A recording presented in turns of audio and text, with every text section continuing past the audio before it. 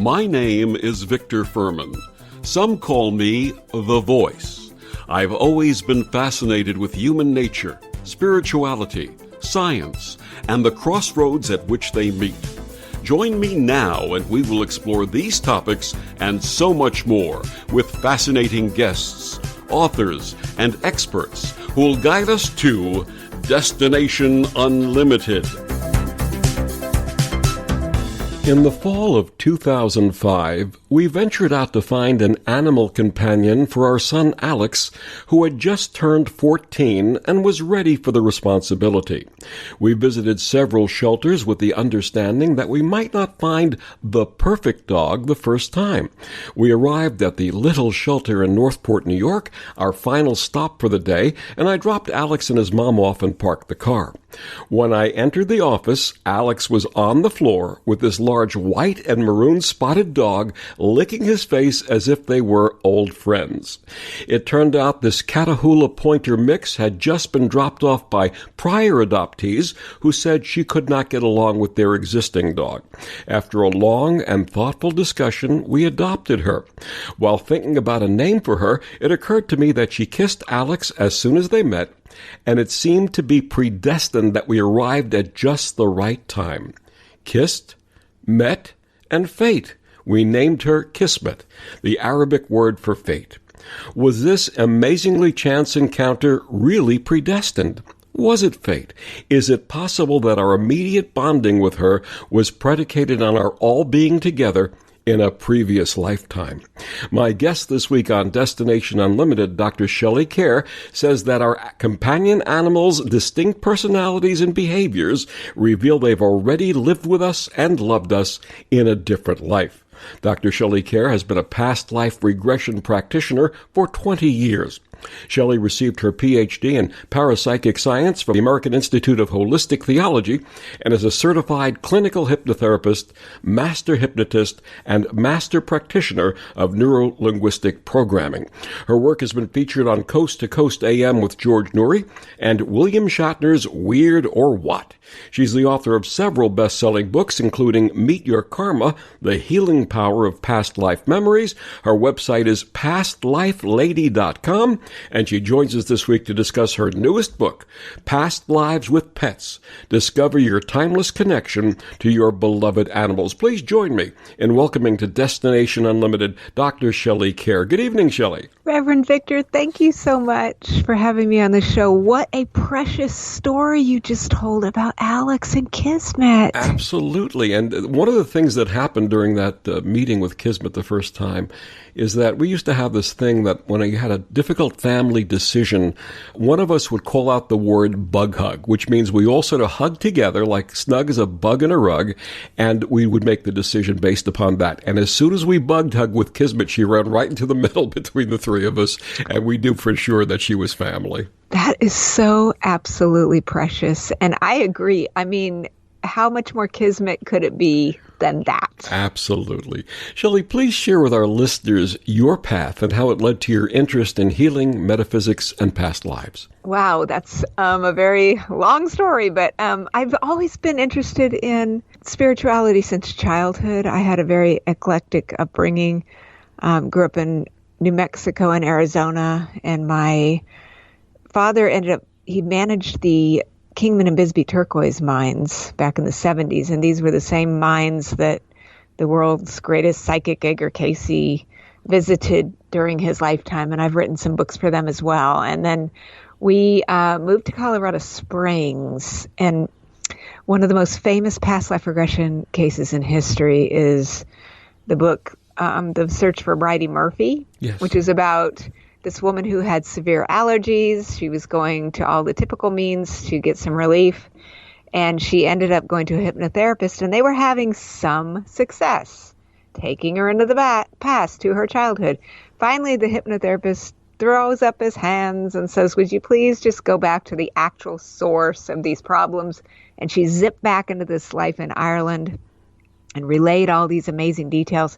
And so this case took place in Colorado, and my mother was at a luncheon where that woman was the guest speaker, picked up the book, brought it home, And I mean, I don't know what normal people talk about at the family dinner table, but that night when I was a kid, we were talking about reincarnation and the fact that we probably have lived before and we will live again. And this just always made sense to me ever since I first heard about it. And then as an adult in my 20s, one of my friends was killed in a hiking accident. And that's after just years of unresolved grief over this strange and what I thought was the untimely death. It was suggested that perhaps I have a past life regression to get more answers about that situation. And during the regression, I discovered that I had known him in many, many lifetimes where he had died supposedly unexpectedly. Like you said, though, really, is anything actually unexpected? And there was just something about the level to which I was able to heal through the past life regression just by viewing reality. We don't always like the reality that we're being given, but if we can learn to view it from a higher perspective of a bigger picture, and it just brought peace and a healing to me that was unlike anything that I had ever experienced. And then I had a near-death experience after a trip to Egypt in 2000, and I realized I had energy in my hands, and I just had some kind of a knowing about the idea that thoughts really are things. That's not just a slogan. They are stuck energetically in our energetic fields. And so once I had this transformational regression myself, I had some knowing that I should create a process that combines healing with regression. So there's a talk aspect to it, but we're also addressing the energetic component to memories, which are in people's energy fields. And so I developed a process and ended up writing books and going on the journey, and have been completely blessed to have had the privilege to work with a lot of people and just really trying to help people using some of the things that I know helped me over the years, and just hoping that I can help in any way. And that's kind of how it all got started. Can you share a little more about that life-changing near-death experience? Yes.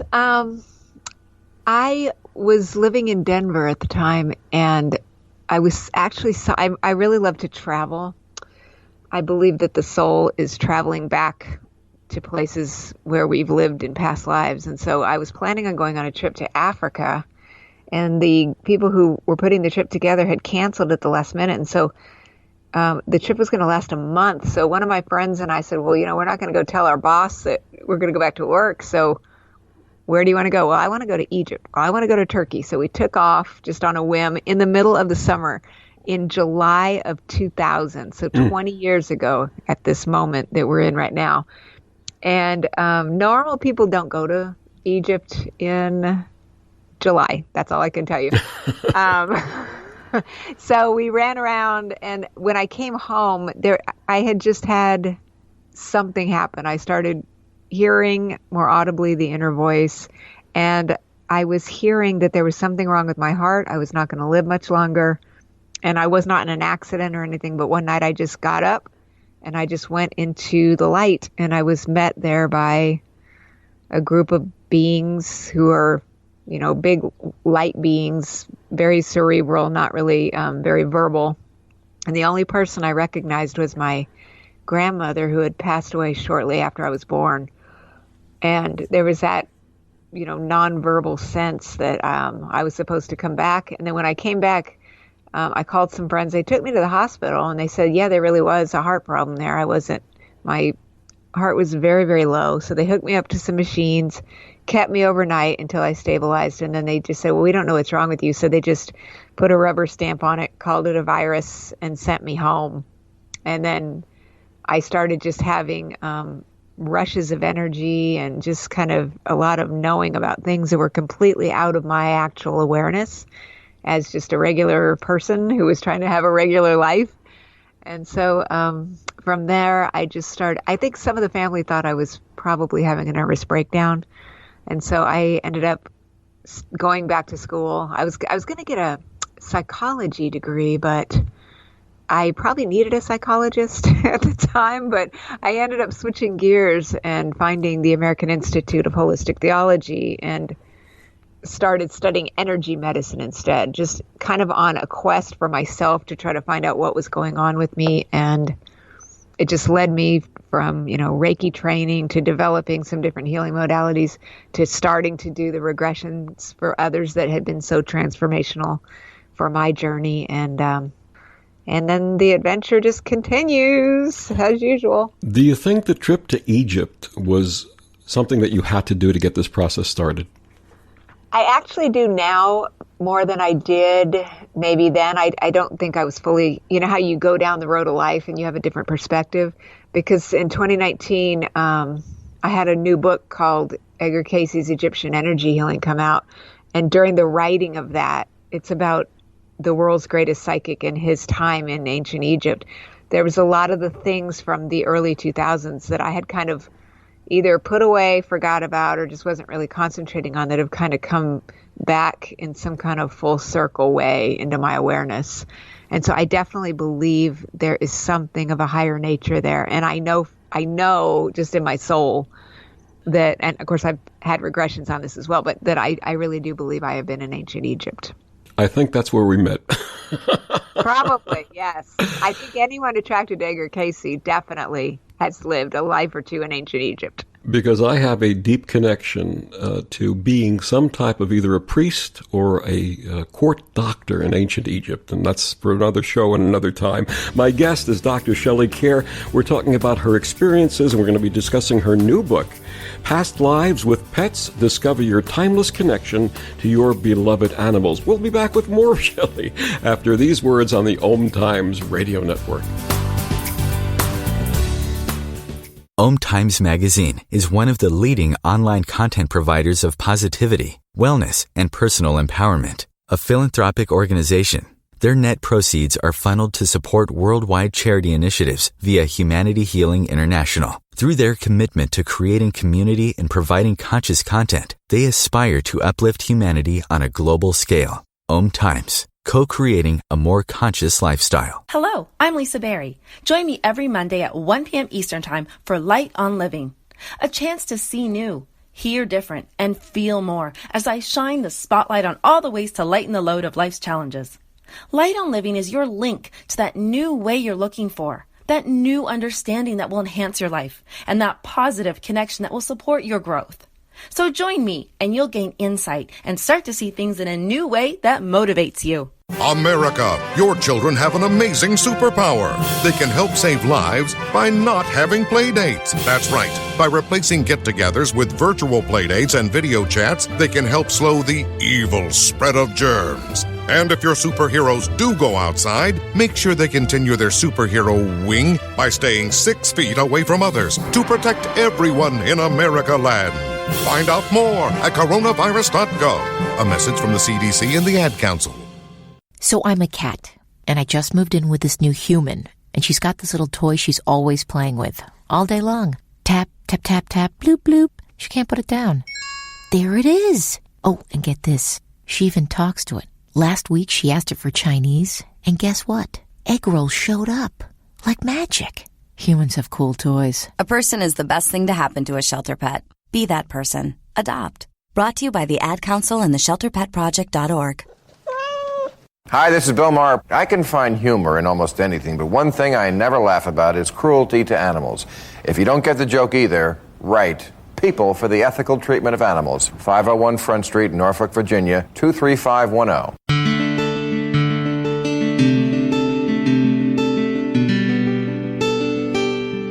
Back on Destination Unlimited, my guest this week, Dr. Shelley Kaehr. We're going to be talking about her book, Past Lives with Pets, Discover Your Timeless Connection to Your Beloved Animals. You had alluded to the fact that you've written several books themed on Edgar Cayce's work. Please tell us about them. Yeah, the first one I did for them came out in 2005 called Edgar Cayce's Guide to Gemstones, Minerals, Metals, and More. I've written quite a few books on gem and mineral healing. And I had met the wonderful people at the Edgar Cayce Foundation through my friend Dr. Raymond Moody. And through a divine twist of fate, they needed their gem healing book from the 60s updated. And they were talking about it the day before I made an inquiry about whether or not they needed it updated. So I did that one in 2005. And then I came back and did another one that came out in 2015 called Edgar Cayce's Sacred Stones, because there were so many, there's 14,000 readings that Edgar Cayce gave during his lifetime, and many, many of them had information about the stones and gems that Cayce recommended for people, because he believed that people could place a lapis on, for example, and that would heal and transform the vibrations from their past lives in Egypt, for example. And then the final book that I did for them came out last year in 2019 called Edgar Cayce's Egyptian Energy Healing. And that one maybe came to me through some weird Kismet. Speaking of Kismet, I was just digging around in the readings, and I just had a vision when I stumbled across one of the readings where Cayce listed out a set of symbols. And I had a vision that this was to be a healing modality with some pictured symbols. And so I was shown how to draw the symbols. And so it's an energy healing modality that's based on the Cayce readings. It's been a ton of fun to teach. So many of our listeners and myself have been practicing different energy modalities for decades. Your practice seems to be a culmination of different modalities. To share a little bit about your healing practice. Well, I started out as a Reiki master. So typically, 20 years ago, I was modeling some of the things that I was teaching after the way I was shown to do Reiki. Basically, there's 3 levels: body, mind, and spirit. We're going to work on the fields surrounding the body to make positive changes that can affect the physical human being by, kind of waving in from the inside out. But this Edgar Cayce method, when I was shown this, the symbology is delivered into the crown of the head, and it moves into the interior of the body. And there's a symbol that lights the person up from the inside out. So it's kind of a different way of thinking than I had been doing for 20 years. And also it's not as aligned with, our typical 7 chakra centers and things. So I've been receiving a lot of different information on healing lately, and kind of trying to teach the students that I have now the differences between that and how some of these older methods were taught. I've developed another one called Pythagorean healing, where I read a book, and each book has a set of symbols that we use, and it's also very in alignment with the way the Egyptian energy healing is taught, that we need to go in, make an impact on the interior so that we can then create the exterior that we want to see. Now, your book that came out earlier this year was entitled Meet Your Karma, The Healing Power of Past Life Memories. How may learning about past lives heal us in this lifetime? Well, I really believe, Reverend Victor, that a lot of the challenges that we are dealing with in our current life may have ties to the past. And so Meet Your Karma is a book that features a lot of the case studies of the clients that I've worked with over the last 20 years who were really dealing with some very severe challenges with anxiety, depression, and trauma. And it features something I call the relief method, which is just an acronym for the way that I work with people in healing, which I alluded to earlier, which is not only is the regression process to be a verbalization of who we were in the past, but there's an energetic component where we go back to events, we send light and healing and transformational energy to raise the frequencies around certain events that happened in the past, with the idea that because all time is now, when we make that healing at that level, it affects all time, and it begins to make cellular changes into the person that are very, very transformational, so they can finally find relief from things that maybe again, I think a lot of people go down traditional paths. We're all trying to be normal. And then, when we realize that some of these things just aren't quite getting us to where we need to go, then I think that's when a lot of people turn to alternative therapies. And so the book features all of that. And then it gives people, the readers have the processes there so that they can do these things themselves, because I'm a huge believer and the idea that we can make changes and we can really work on different processes ourselves. So someone has an event that triggers an old trauma in them, but they can't relate that trauma to this lifetime. This is what we're talking about. Yes. Like, let's say there was one of my favorite stories was about a man who had a phobia, and he was afraid of the dark for no particular reason. Phobias are pretty, I don't want to say they're common, but it's so, they can be really transformed in past life regression.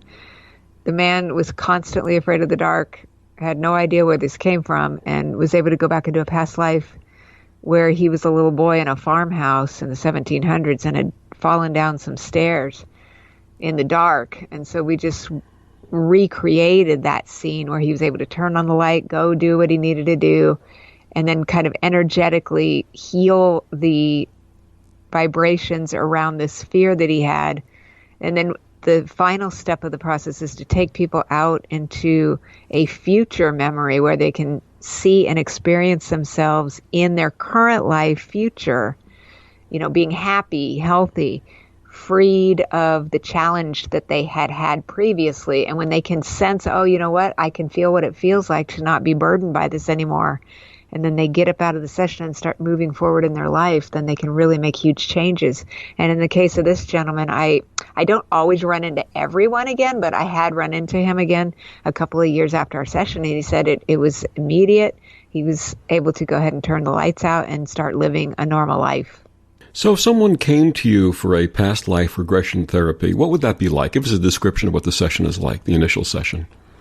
It's really using guided imagery. I think people, when they hear hypnosis, they think they're going to be unconscious, but people will be very aware of what's going on. It's almost like just listening to a guided meditation. We're going to do a relaxation. We're going to go into a safe space. We're going to meet with an angel or a guide or a helper who can accompany you on the journey so that you feel safe. You feel like there's a friend with you who really is looking out for you. And then we're going to go into the past in a very gentle way. Depending on if it's a trauma, like in this book, we might go into a space where we can visualize something on a screen. And then I try to work with people because not everybody is a visual person. So we try to talk about, okay, or you're going to have a feeling, or your angel or guide can tell you like what's happening there. And then we're going to decide like, how does that apply to what we're doing now? Okay, great. And can we, bless and heal? Can we send some light to things, cut cords? Can we understand the learning? And then we're going to move forward in time into the future. I've personally had many experiences where I sense a connection to people or places that I've not met or visited in this lifetime, and yet the connection is very strong. In your experience, is this a common phenomena? Oh, yes. I wrote another book series about a phenomenon I call supretravy, which is a supernaturally induced past life memory that is brought on by either you meet a person, you're looking them in the eye, you see a picture of someone and you say, oh, wow, I feel like I know them, or you travel to a place. And myself and others have experienced like just having a little movie run through our minds and the modern surroundings are disappeared. And we know that, oh my gosh, you know what? I've been here in the past. And so I think this is super common. And I think sometimes these intuitive insights that we're receiving seem so off the wall that I think for most people, we just think, wow, that was a weird thought. That was a random thing to think. And then they just push it away. But I think that, bringing more awareness to really how alert we really are to our multidimensional selves can really bring a lot of enhanced peace and healing into our current lifetime, because I think a lot of things are, adversely affecting us and we're not really consciously aware of it. Absolutely. There are people who say, I can't meditate, or I can't be hypnotized, or I can't do this or that, and have a very negative approach to these types of things. Is it possible, in your experience, for everyone to access their past life memories? It's a great question. People who have had challenges in the past, I've had really good luck working with them, partly because of the fact that I'm trying to teach people to honor their intuitive gifts. We're not all alike. I've been to those classes where that one person over in the corner is talking about the Technicolor, this and that, and the waterfall, and everybody else is over there scratching their head going, wow, I saw nothing. I saw a light. So I think it's important for people to honor how they receive intuitive information. At the end of the day, though, I guess the other thing is, I do most of my work remotely now, but even listening in people's voices, but also when I would sit across from people, and if I ask them a question, if I see their eyes moving under their eyelids, I know something just happened there. So if I can get people to verbalize that, I know that it sounds crazy. I know you don't know where this random thought came from, but part of the healing comes from just being okay with at least verbalizing something that might be completely out of your realm of experience, and just let's go with that. And so if I can talk them into that and believing in the journey, then that can help. But at the end of the day, every person is still, you're still in complete control. So people can choose to go for this or not. Most of the time, though, I think that if people consciously are seeking out a regression, then most of the time they will have success. My guest is Dr. Shelley Kaehr. We're going to be talking about her new book in the next segment. It's Past Lives with Pets. Discover your timeless connection to your beloved animals. Shelley, please tell our listeners where they can get your books and find out more about you and this wonderful work. My website is pastlifelady.com. I've got a YouTube channel with a lot of videos. If you just put in the search bar Past Life Lady, you will find my channel. And where can they get your books? There's a book link on my website. If you click on the link, it'll take you to my Amazon author page, but my books are available in all major retailers, Barnes & Noble, and some of the independent bookstores as well. Absolutely. We'll be back with more with Dr. Shelley Kaehr after these words on the OMTimes Radio Network. This is OTR-FM, part of the IOM Radio Network. Have you wondered how to change your love paradigm? The secret key is finding a love partnership, not just a regular connection. How do you find these? Through conscious relationships. Ascending Hearts Dating is a dating site for people like you that believes in second chances and a different type of spiritual connection. Try Ascending Hearts for free at ascendinghearts.com and change your love paradigm. Ascending Hearts, the premier dating community for the spiritually awake. The student asks the teacher, "How do I experience transformation?" The teacher replies, "When the student is ready to receive deeper answers, the student then asks, 'How do I know what deeper questions to ask?' And the teacher replies, "When the student decides to commit to a practice inviting transformation, Level 2 questions will be revealed."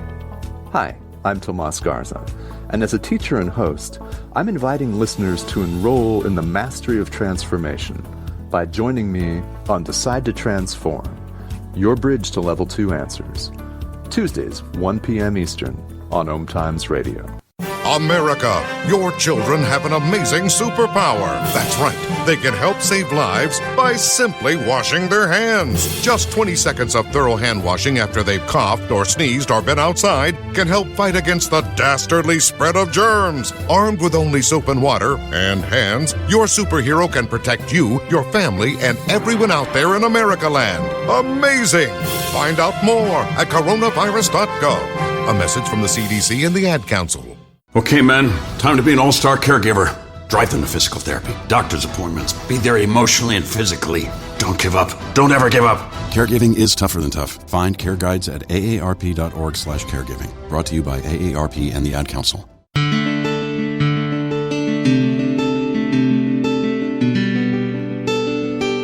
Back on Destination Unlimited, my guest this week, Dr. Shelley Kaehr. We're going to be talking about her book, Past Lives with Pets.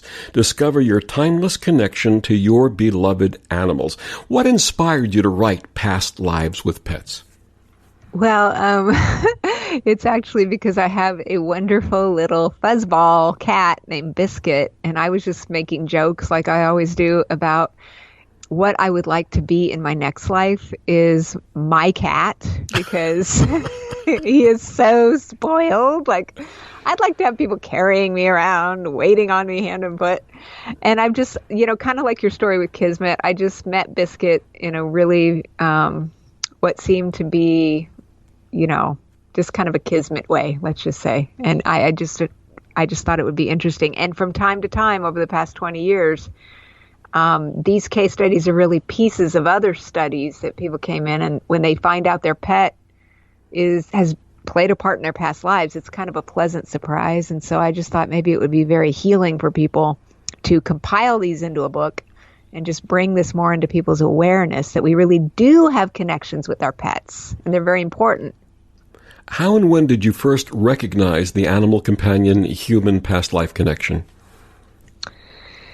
Well, I think since I started, I guess when it was the past life thing that really did it, every now and then somebody would say, they recognized a pet themselves. And then particularly with Biscuit and some of the other cats that I talk about in the book, one of the phenomena that can happen is you have pets during childhood, and I had a pair of cats that I was convinced were the same pair of cats who had come back to me in adulthood.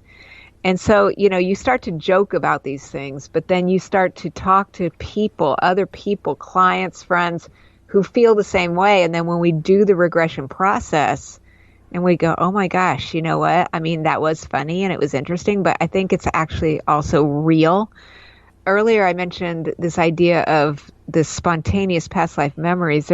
Carl Jung had something that he coined a term called Anamnesis, which is like a soul knowing. The fact that the soul really does know certain things about itself without needing hypnotherapy, without needing a regression or any of these things. And I think that knowing our pets is something that we just know at a soul level. If you gaze into your beloved animal's eyes, I mean, there's a connection there, and it's real, and it's just as real as the connections that you have with certain people who you meet and love. I mean, it's very, very profound. And I think these pets are here as some of our greatest teachers, our greatest cheerleaders and companions. And they're here to teach us how to love, how to receive, how to take care of others. And there's just no one who can teach us these things as well as our pet. Nobody has your back like your pet. When I'm acting like an idiot, Biscuit still thinks I'm okay, and that's wonderful, and there's just a feeling there. And I think that it's very, very universal, and it's been a joy to do the book, just to have these conversations with so many people who've called in talking about their pets, and just the different stories of love like the one you shared is just absolutely wonderful. My late mother seemed to have an affinity for attracting past life pets. One day, a cat followed our neighbor's dog home and literally came right to my mother's door. That was the first of a few that she adopted that way. Is this a common experience, and do past life animal companions find us, or do we find them? Oh, wow. That is so sweet about your mother. But I think that's the thing that's, interesting. I mean, I would want to know what you think too, but don't you think some of these things that we think are very random, and it seems like, well, that just, I went to the store and this happened, or you went over and here was Kismet sitting there. I mean, it seems so random, but yet I really am starting to think these things are not as random as we actually initially think they are. I mean, I think that we are destined to meet certain people, and I include pets in the people category, and that is, I don't know, I think it's a destiny to it. I agree, and I think that another word that was coined by Carl Jung was synchronicity, and I believe that this is what this is. This is synchronicity on a soul level. This is our past companions coming and rejoining us in this lifetime to love us and to support us, and for us to love and support them, and also to a greater or lesser extent for healing, because so many animals come into the lives of folks who are grieving or suffering for healing purposes. Oh, absolutely. Absolutely. They show up at the right time. They know when you're hurting emotionally or physically, and they try to come up and take some of that from you. Ancient Egyptians worshipped cats as deities, including Bast, the cat-headed daughter of Ra. Why do modern human cat lovers literally worship their cat companions and treat them as royalty? Well, maybe we were in the cult. That's all I can say. There is some aspect to that. And I do have a case study about a woman who did regress to that Bast cult. She was basically on the borderline of animal hoarding and went into a past life and realized that she had made a vow in ancient Egypt to take care of the cats. And so through a transformational healing, she was able to still recognize that, still honor those cats, but do it in a healthier way. So wouldn't be surprising to me if I was there as well. I definitely do put the cats on a pedestal. And there you go. That's what Bast would be. It would be on a pedestal. Is there another unusual past life cat story that you can share with us? Yeah, one of the ones I love. So there was I would travel a lot back in the days when everyone was still traveling. And so I used to go to Florida a lot. And I've got a lot of really great friends there who, had lived in FEMA shelters from time to time after hurricanes. And so one client came to see me, and he had to live in a FEMA shelter after a hurricane issue that he chose not to. They usually come down and give people warnings and tell them, hey, you need to evacuate. He chose to stick it out. And a lot of things were destroyed. He was very lucky that he wasn't hurt. And during the storm, a cat wandered up. Again, one of these, quote, random things. And he just took the cat in. Of course, he looked around the neighborhood, couldn't find an owner. And so they became big buddies. During the regression, he was there for something else, but he kind of offhandedly mentioned the fact that he chose to stay. That's fine. But ever since then, that storm was so bad that if there was lightning and things like that, it really bothered him and he was scared of it. And so during the regression, amongst other things, he ended up going back to a past life in Asia. It felt like it was like an Asian island, like maybe in the Taiwan area. He couldn't quite name it, but it was in ancient times, and he was an islander, and he saw his rescue cat there was a cat on the island, and he recounted the end of his time during that life was during a tsunami. So he was just standing on the island and the tsunami was just coming for him. And it was just one of those situations where there was just nothing he could do. And he came out of that and, into the place where he was going to receive his lessons. And he just said, oh, wow, this cat, I thought it was just this random thing. This is exactly what we've been talking about this whole time.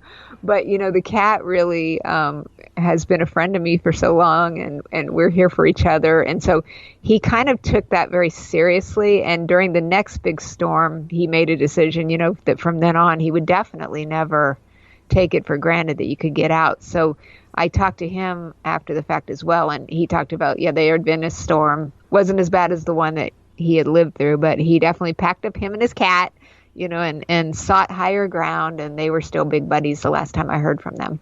So in other words, in his bug-out bag, he has a place for his cat. That's what we're saying. Exactly. Yes. That is so funny. As I mentioned in the introduction, our adoption of Kismet was unquestionably a past life reunion. How do our relationship with past life canines differ from those with cats, or do they? I think that the dogs, I think it has to do more with the personality of the animal. Dogs are very, very unconditionally loving. And, cats just kind of make us work for it a little bit more. Dogs just love you no matter what. There was another story from the book about a man who came to see me, and he had mentioned that he was fascinated with firefighting. He was working as a volunteer firefighter in his little town, and he had regressed into a past life during the turn of the century when he lived in San Francisco during the earthquake, and he was a firefighter there, and he had come to understand that the dog that they had in the firehouse in San Francisco was the same one who was living in his modern firehouse, which was a volunteer fire place, but the dog just was very loyal to him and everyone, and there was again that soul connection. It's a different energy. I mean, you have dogs, you know what I'm talking about. Absolutely. Dogs are unconditional. Dogs will be there to the living end, and cats will say, I love you for now, but maybe later I'll be on my own for a while. That's very. What's the old joke? The old joke is that the Egyptians worshipped cats as deities, and cats today will never let us forget that. Something to that effect. That they have that sort of a royal air to them, and they want to be treated as royalty.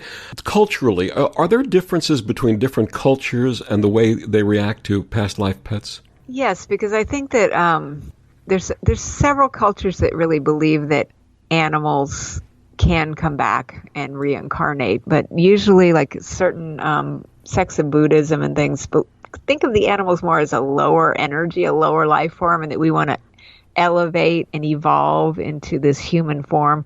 Personally, on a personal level, I have always thought of the animals as being a higher leveled life form, a light-filled light form.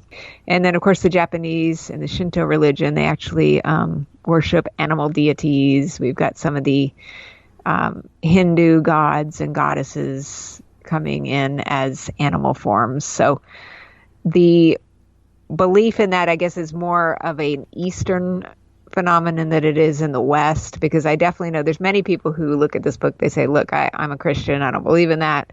And then other people maybe are more open to it. Absolutely. And when you talk about pets and animals having a light to them, I remember years ago in my initial Reiki practice, I had a cat at that time, and that cat would join me every time I was working on someone on a table. The cat would jump up on the table, lay down next to the person, and start purring. And that was part of the healing process and very, very beautiful. And I'll always be grateful for that cat's presence in my life and my healing practice. My guest is Dr. Shelley Kaehr. She's the author of Past Lives with Pets. Discover your timeless connection to your beloved animals. We'll be back with more of Shelley after these words on the OMTimes Radio Network. Ascending Hearts is no ordinary dating site, but a spiritual dating site with a purpose, to link you with your soulmate. We engineer the serendipity so you can trust that you will attune with someone that has the same matching vibration as you. Ascending Hearts, the conscious dating site for the spiritually aware. Try Ascending Hearts for free. AscendingHearts.com. Adopt US Kids presents What to Expect When You're Expecting a Teenager. Learning the lingo. GOAT, G-O-A-T, acronym, stands for Greatest of All Time. As in, spaghetti sandwiches for dinner? They're my fave. Dad, you're the GOAT.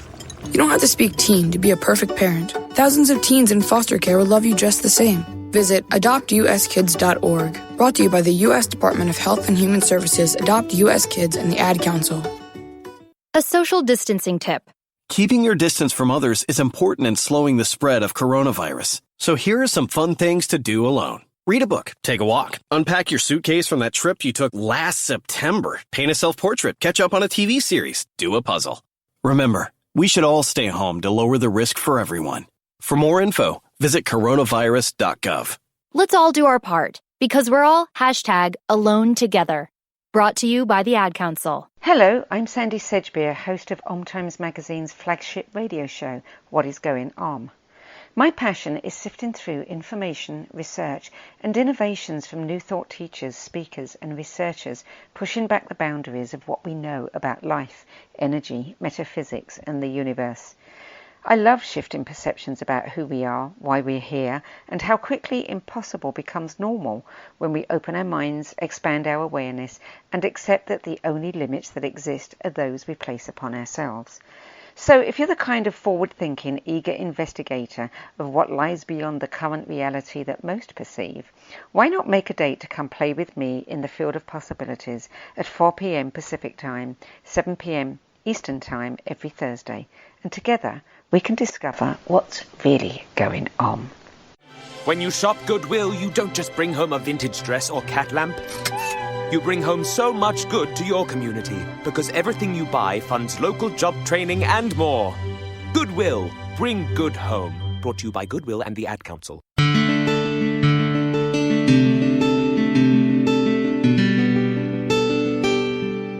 Back on Destination Unlimited, my guest this week is Dr. Shelley Kaehr. We're talking about her new book, Past Lives with Pets. Discover your timeless connection to your beloved animals. So we talked about cats, and we talked about dogs. Is there a similar past life connection with other pets like birds and fish?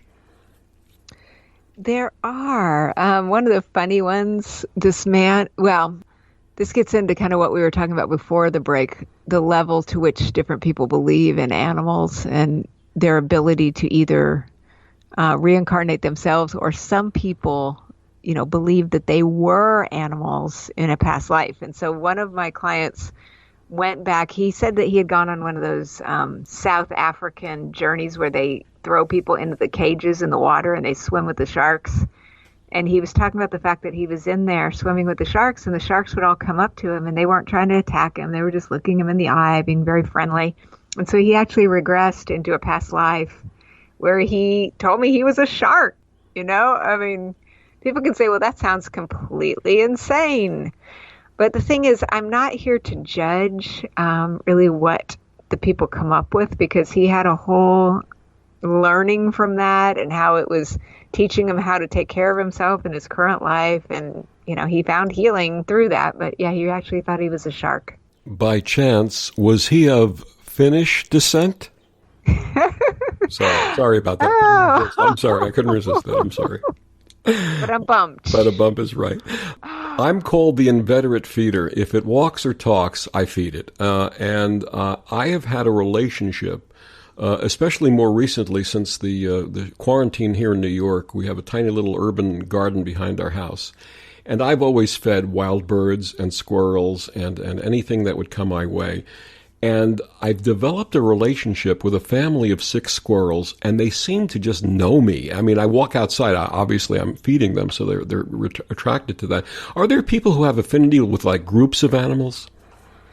Oh, absolutely. I mean, I think a lot of the cases that I've seen, one of the messages that really is common is that when you're attracting animals like you are, then it's really a pattern that the soul has experienced over many, many lifetimes. You probably have just been around these animals before, taking care of, feeding, and communing in nature. And so you're just continuing that aspect in your current life. There's a lot of that.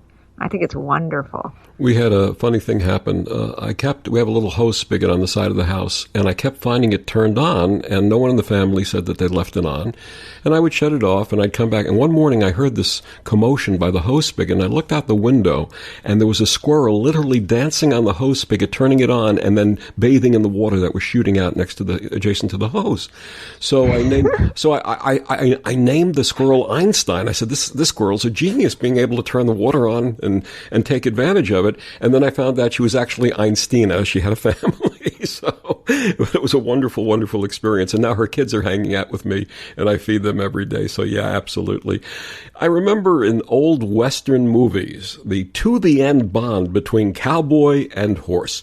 I've also had several experiences meeting horses who seem to be highly empathic. Is there something unique about past life relationships with horses? Oh, yes. Horses are so incredibly intuitive. I just saw a show recently about the fact that, how psychic they actually are and how attuned they really are to the writer. They really become one with the person who is writing them. And they were talking about some story in, can't remember which one of the wars it was, the Civil War, where the horse just knew it was helping the men to bring supplies to them very fearlessly and taking care of their needs without being asked. And there's just a real special bond there. Have you had any past life regressions with folks with horses? My favorite one is in the book about this man who came to see me again for a regression, not for this purpose, but somehow he offhandedly mentioned the fact that, sometimes when kids get into some trouble when they're younger, he ended up going off to one of those boys' ranches during a summer in Utah. And so during the regression, he went back to this past life he had in a wagon train, and he recognized his parents in that past life were the people who owned this ranch in Utah.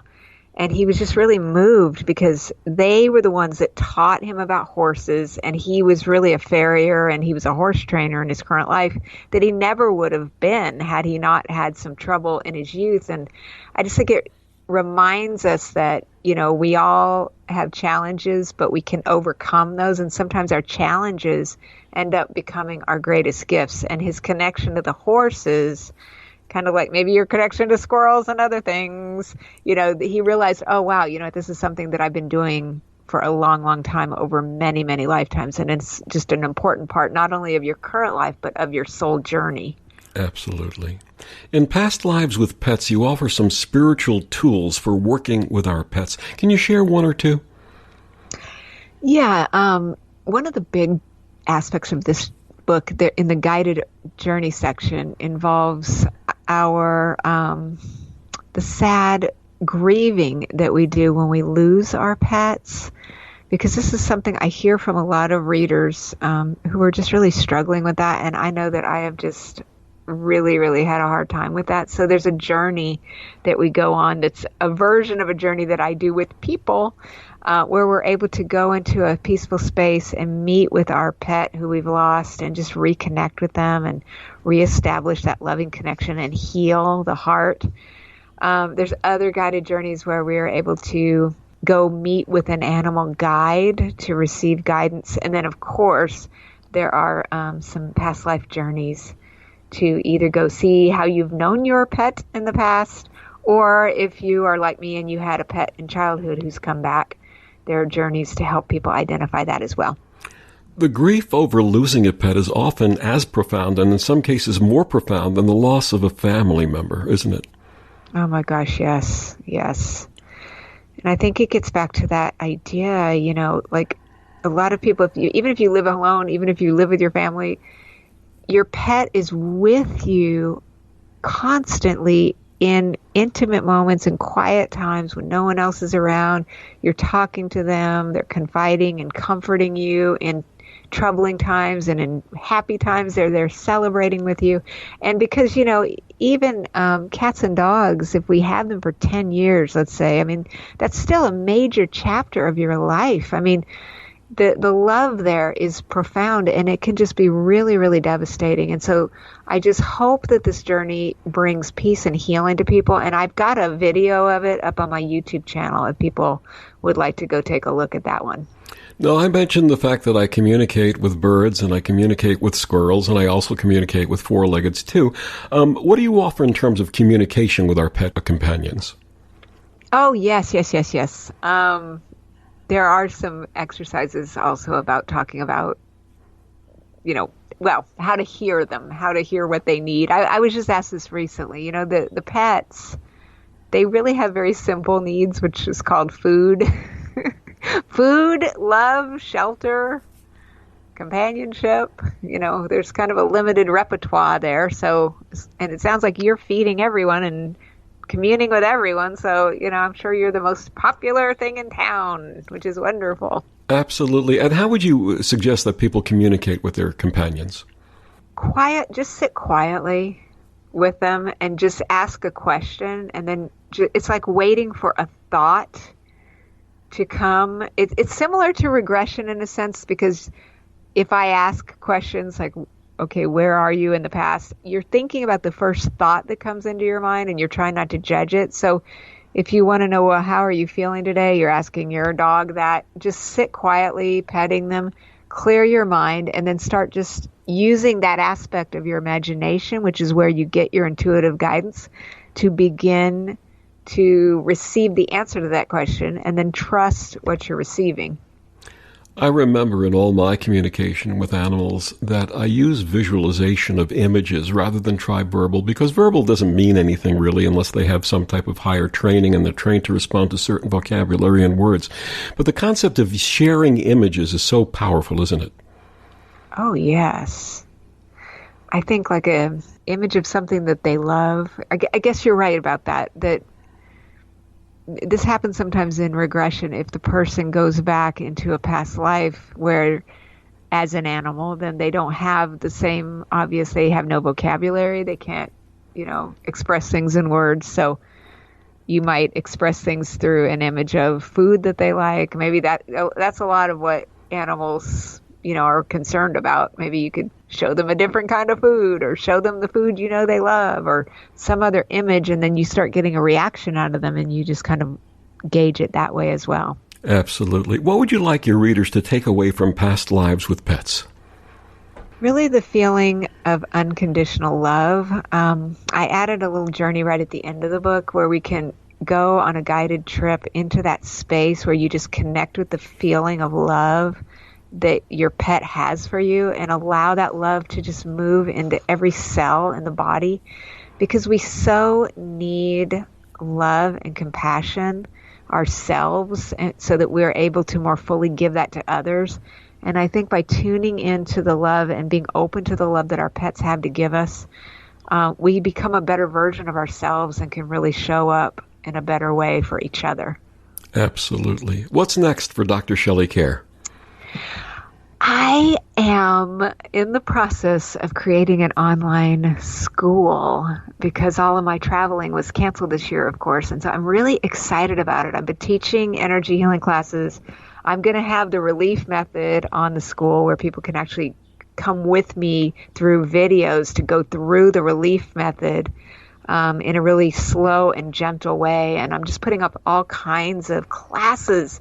And it has been such a joy to connect with some of these students over Zoom. I mean, I know we're not with each other, but it's just a way we can be with each other in a different way during these difficult times. And we send healing and light to the world. And it's just been a complete joy and a complete surprise this year. Absolutely. Her name is Dr. Shelley Kaehr. We've been talking about her book, Past Lives with Pets.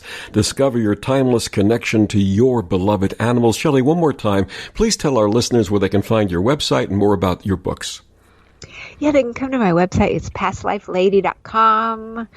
There's a book link there you can check out. And also, Past Lives with Pets is right on the cover page with some options for where you can find it. My YouTube channel is Past Life Lady. I'm on Instagram at Shelley Kaehr. I put pictures of Little Biscuit up there. And I've got a Facebook fan page at Past Life Lady where I've also got some pictures of my little critters. Shelley, thank you so much for joining us and sharing this amazing wisdom, something that we really need at this time where a lot of us are separated from each other. Reverend Victor, thank you so much for having me on the show. It's such a blessing, and it's just been a joy to talk to you. And thank you for joining us on Destination Unlimited. I'm Victor, the Voice Fuhrman. Have a wonderful week.